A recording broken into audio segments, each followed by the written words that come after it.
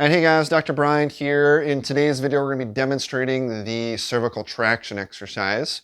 So with this, you may have got one of these traction units to be using at home.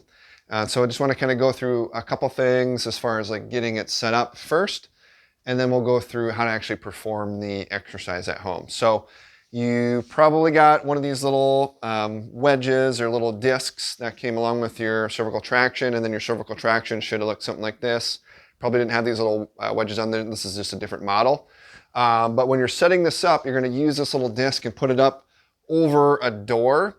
And so you want to do it in the direction that you're pulling into the door frame. So if you're doing it the wrong way and pulling the door away from the frame, it's not going to be very good for your door. So you want to pull into the frame. It's going to be a lot sturdier for you. And so you can also, once you get that in there, then you're going to put this rope in.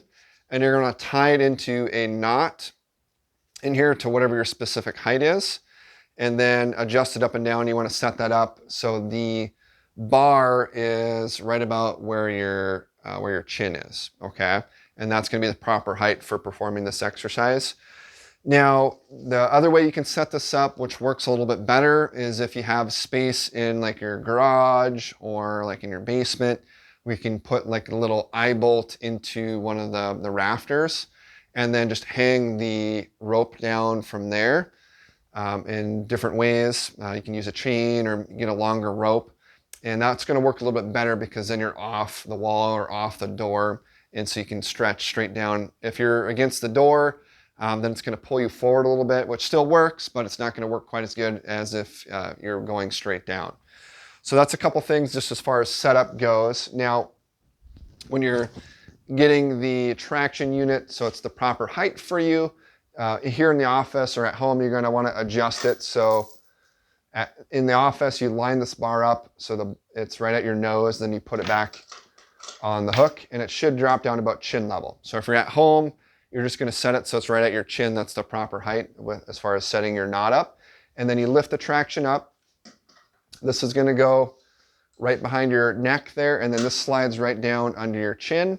You want about a shoulder width stance and your hands facing back towards you, and that's going to help to take some of the stress off your jaw and make it a little bit easier. And then you're going to do kind of a squat.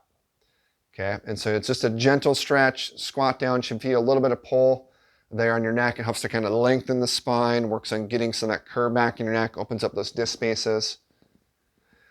So you're going to hold for about a second or two when you're doing this, and then follow the recommended amount of reps that's on your at-home sheet, as well as the number of times per day.